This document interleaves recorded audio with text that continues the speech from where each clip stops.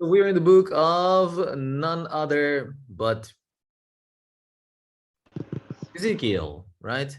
Even though he looks like the one who should not be named, he is not him. He is Ezekiel. And God sent him to the people in Babylon. They were taken to Babylon as slaves, and he's been telling them to return to God. But of course, as always, people never listen until God's punishment comes. And today's part, actually, of the lesson, when we will read about it, it's going to be about people being like dead wood. Dead wood is good for nothing. It's only good for using it for firewood. Many of you are using dara lipa, right? And you use firewood for that. Dry wood. It's the only thing it's good for is to cook on. It's not good for producing fruit or vegetation. And he says, you're dead, pretty much.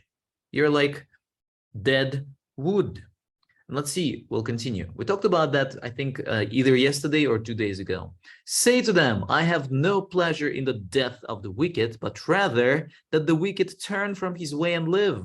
Why die, O house of Israel? Why die? Just turn to me. He says, I do not rejoice when people die. That's what God says here. I do not want you to die. I do not want the death of the wicked, but I want you to turn away from your evil way and come back to me. That's what God says pretty much.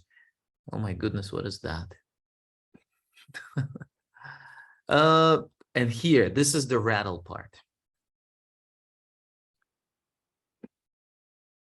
We'll go one part at a time. The Lord brought me out by the Spirit and set me in the middle of a valley with dry bones. There were lots of dry bones like that, so dead people. Bones, skeletons, skulls, and it's a vision. He's having a vision. Then God says, Son of man, can these bones live? Lord God, he says, only you know. You know, whenever God asks you something, it's a tricky question. It's like, can these bones live? I don't know, he says pretty much. Prophesy to these bones and say, God says, say this, dry bones, hear the word of the Lord. Ezekiel prophesies. I will make breath enter you. He continues, I will put breath in you and you will come to life. Then you will know that I am the Lord. I will attach tendons and make flesh come upon you and cover you with skin. Tendons and muscles and circulatory system and all the other systems just appear on those bones. Then he puts breath in them. He says after that, yes, after the tendons and all the tissues and muscular system and skin, I will put breath in you and you will come to life. Then you will know that I am the Lord. Son of man, these bones are the whole house of Israel. Behold, they say our bones are dried up and our hope is lost. We are completely cut out. People say we are taken to Babylon. We're dead. We will never see our land again. Our whole nation is destroyed. But God says, no, even though you were like dried bones, I will resurrect you. I will bring you back, God says, to the land of Israel, and you will know that I am the Lord. I will put my spirit in you, and you will live. And that's an encouraging message, isn't it? Don't you like this picture? It's awesome, isn't it? No. Let's go to the next page. No, you don't like it? It's okay. Let's agree to disagree. In the 15th year after the fall of Jerusalem, God took me in a vision to Jerusalem. So he is located in Babylon, but he was taken to Jerusalem in a vision. There I saw a man whose appearance was like bronze. He had a linen cord and a measuring rod. So you see a linen cord in his hand and a measuring rod in the other hand. What is he doing? Here, God showed me the future temple where the Messiah will reign in righteousness. Now, this is a very important vision because it shows the future temple, the one that hasn't been built yet, the one that will be built in the future. And that's what we're actually waiting for now. The country of Israel is restored. And now the only thing that is needed is the temple. Will it be exactly as the measurement in the book of Ezekiel? We will find out once it's rebuilt. The man in bronze showed me the gates, the courts, all the rooms, and the temple. I saw the glory of the God of Israel coming from the east. The vision I saw was like the vision I had seen by the Kebar River in Babylon. I fell face down. Then the Spirit lifted me up. I went into the inner court, and the glory of the Lord filled the temple. And the name of the city from that time on will be The Lord is There. This is the end of the book of Ezekiel. Our lesson today is not about that, what I read to you, but I had to read it to you and tell you what other things Ezekiel said and wrote. Let's read about dead wood. Any volunteers? We have a few volunteers. I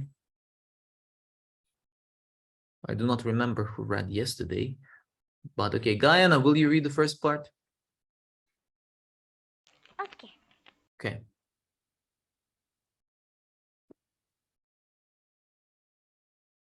You're muted. Are you reading? No. Okay. Start. Dead wood.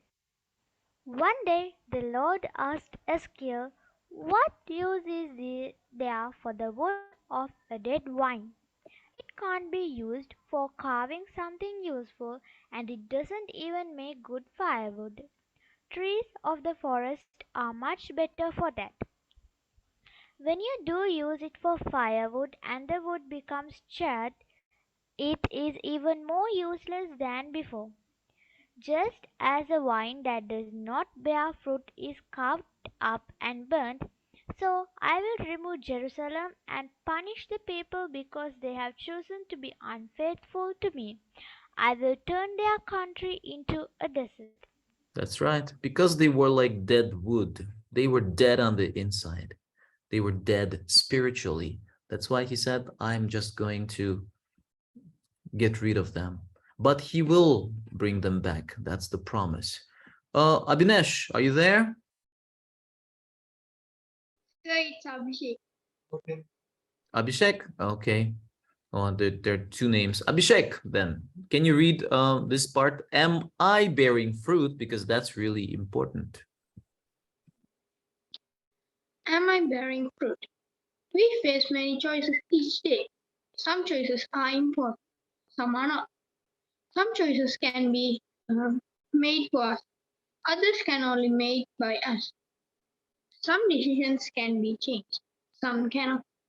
God's people had made their choice, and it was an important choice. Unfortunately, it was the wrong choice. They had chosen to be unfaithful to God. They had not slipped up in a moment of weakness or temptation. They were stubbornly holding on to a sinful way of life. They had decided to worship idols, and their hearts were filled with greed instead of love for God. A vine is not grown for its wood like a pine tree in the forest. A vine is grown to keep blessing people with its fruit year after year.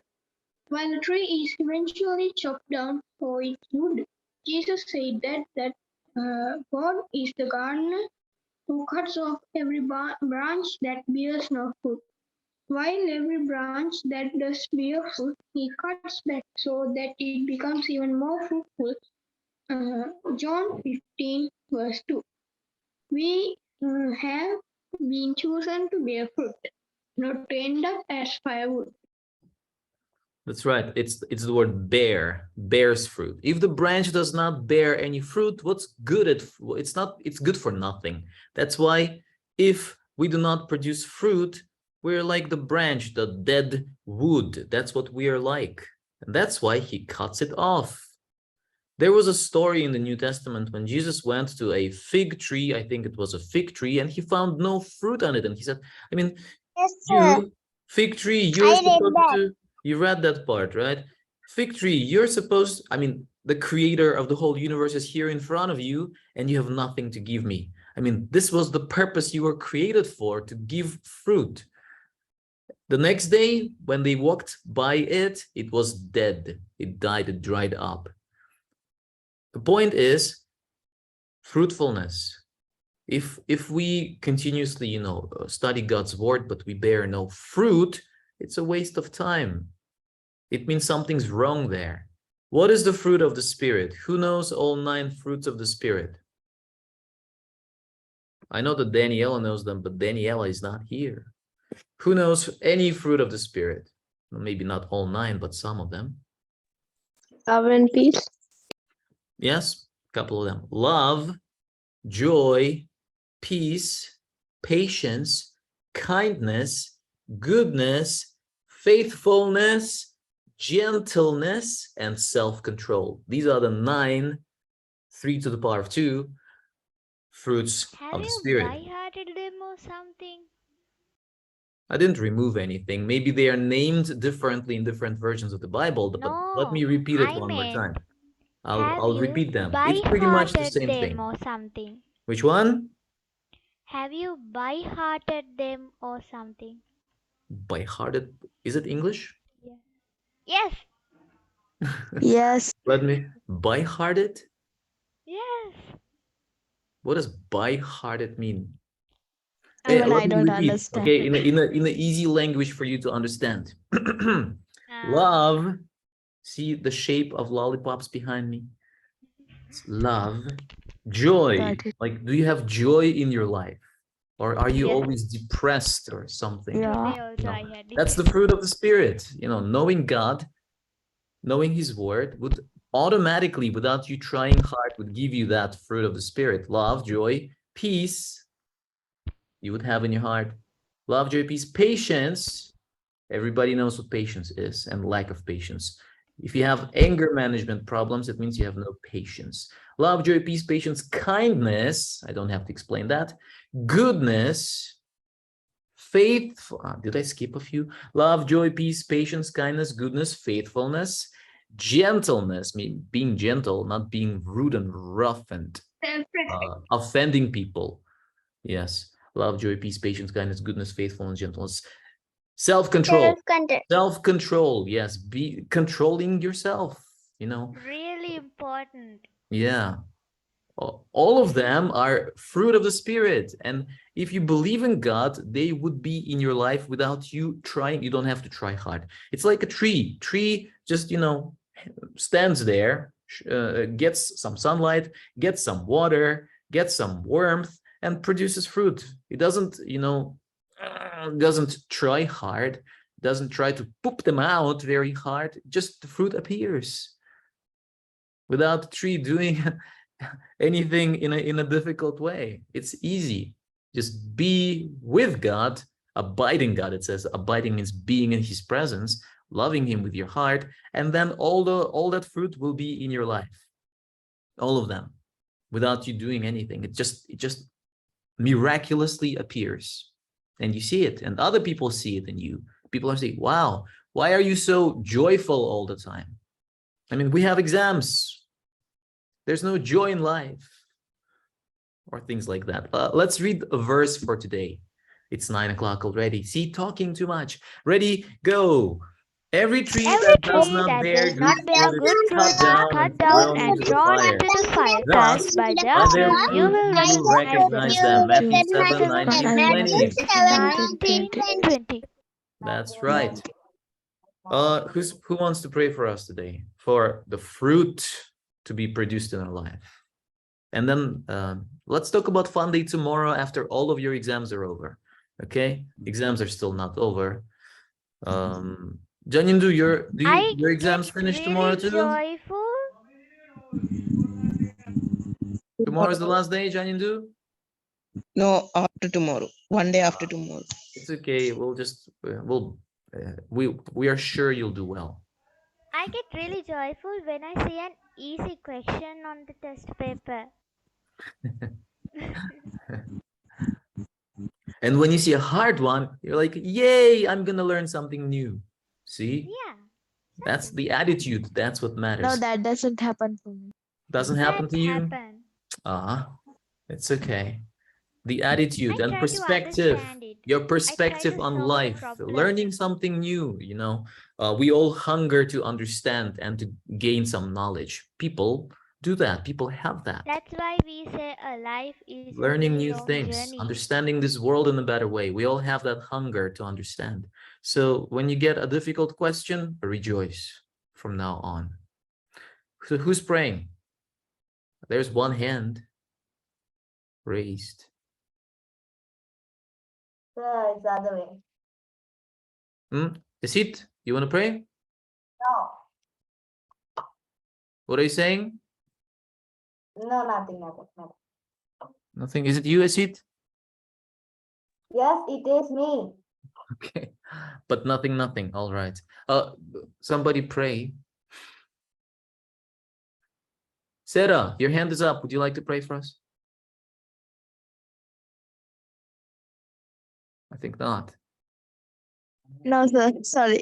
Who wants to pray for the fruit of the Spirit to be in our life? Any volunteers? Come on. It's 9:02. 2 minutes after 9. I'll just stop the recording while you're thinking.